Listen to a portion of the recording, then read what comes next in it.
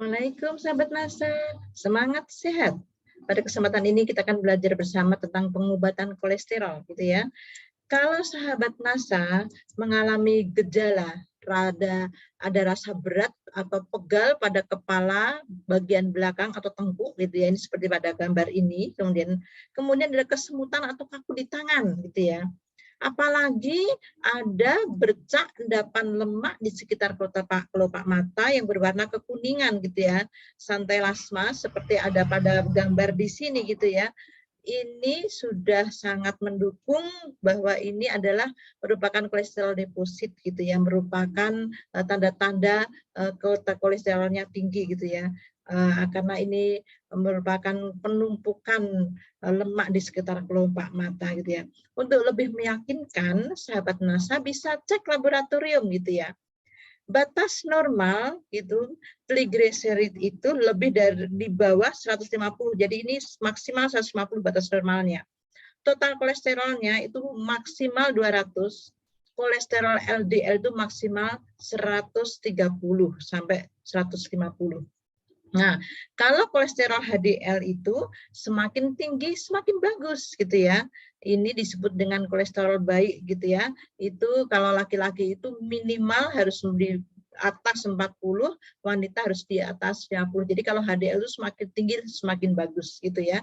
Nah, ini sebagai batas normal. Kalau memang trigliserid, total kolesterol, dan kolesterol LDL-nya itu di atas dari batas normal ini, itu sudah dipastikan kemungkinan besar menderita kolesterol tinggi gitu ya.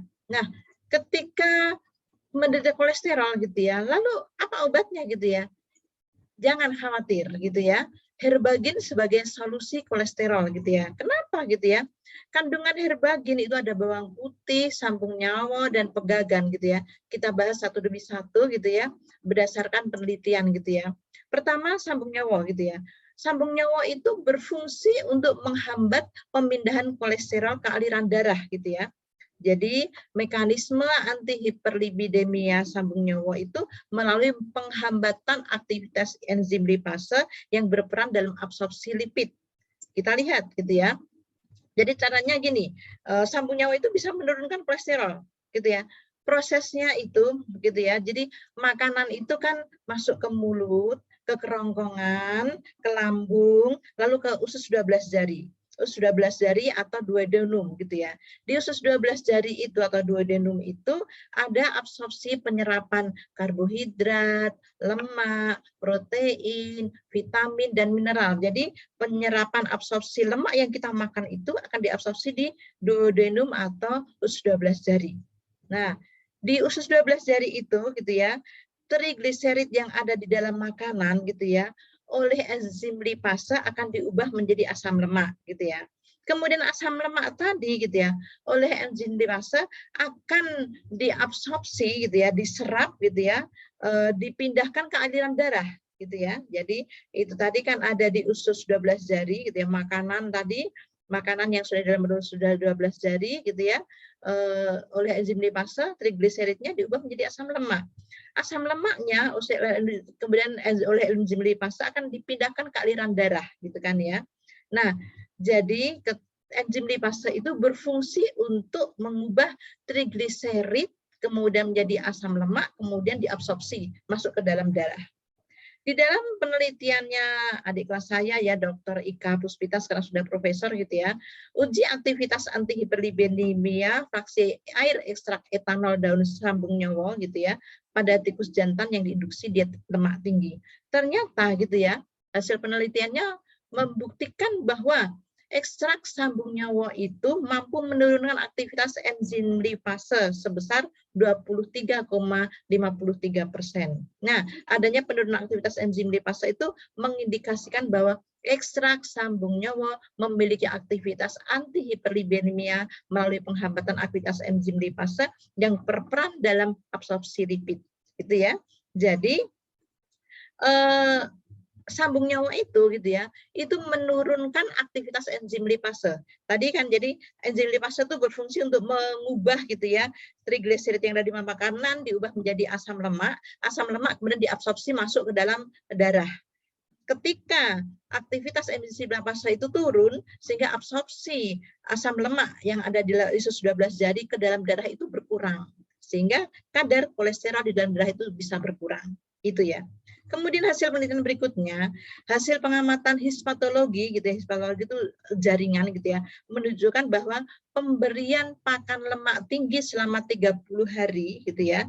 Jadi di sini pakai mencit, mencitnya itu diberi makanan lemak tinggi, yaitu lemak babi dan kuning telur selama 30 hari gitu ya. 30 hari itu diberi lemak tinggi terus, kemudian diberikan ekstrak sambung nyawa selama 15 hari gitu ya. Terbukti bahwa belum mampu membuat tikus itu mengalami perlemakan pada hati dan aorta gitu ya.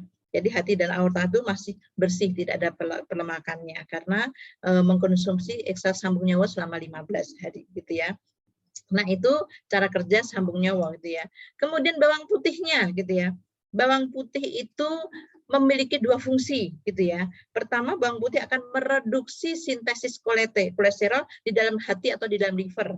Kalau tadi sambung nyawa itu berfungsi untuk mengurangi aktivitas enzim lipase di dalam usus 12 jari. Kalau sekarang adalah kerjanya di dalam hati atau liver gitu ya.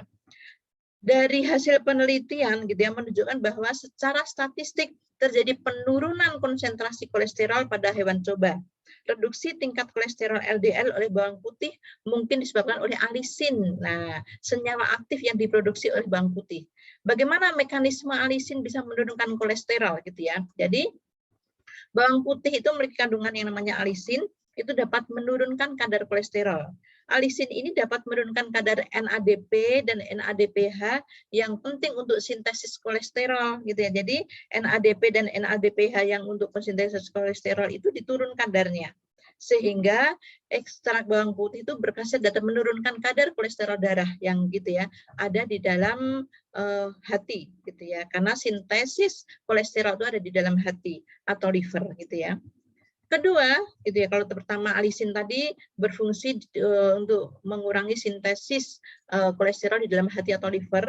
Yang kedua, bawang putih juga berfungsi untuk mereduksi lemak di dinding pembuluh arteri darah gitu ya. Jadi pembuluh arteri gitu ya.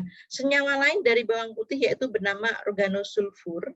Organosulfur ini memiliki efek perlindungan pada kasus arteriosklerosis, dikaitkan dengan kemampuannya untuk mereduksi lemak di dinding pembuluh arteri darah, gitu ya.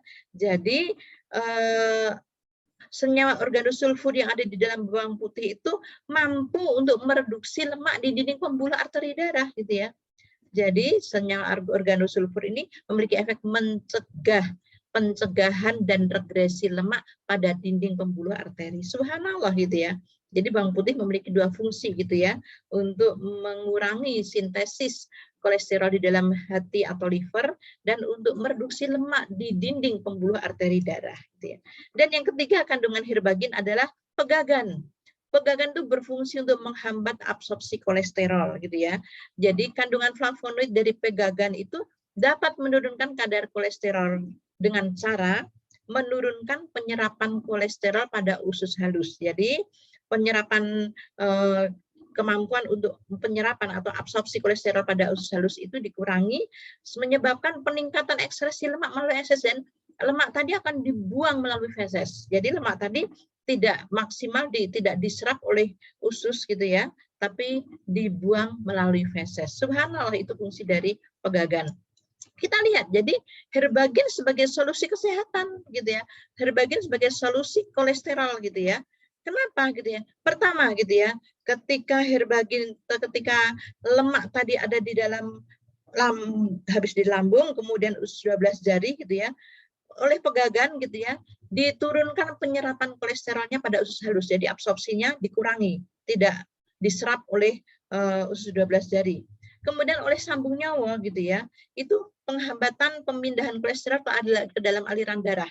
Jadi kolesterol tadi, asam lemak tadi tidak masuk ke aliran darah gitu ya, menghambat pemindahan dari usus 12 jari ke dalam aliran darah sehingga kadar kolesterol di dalam aliran darah itu berkurang.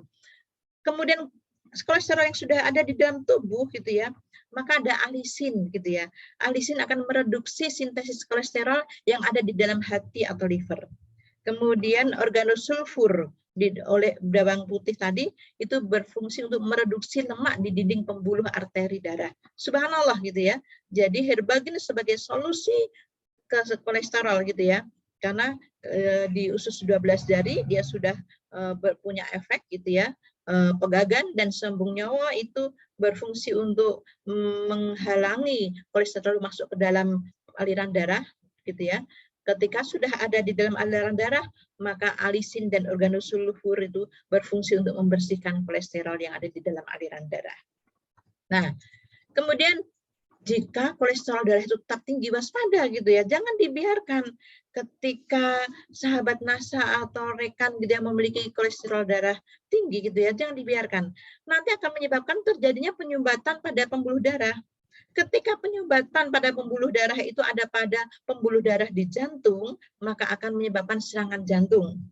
Ketika penyumbatan pada pembuluh darah itu pada pembuluh darah di otak, maka akan terjadi serangan stroke. Dan ketika penyumbatan itu terjadi pada pembuluh darah di ginjal, maka akan terjadi gagal ginjal, gitu ya.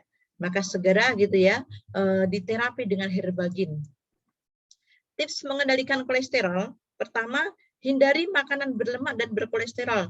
Kalau sudah jelas kolesterolnya tinggi, maka harus diet makanan berlemak dan makanan berkolesterol. Yang kedua, perbanyak konsumsi makanan yang berserat, gitu ya. Kenapa?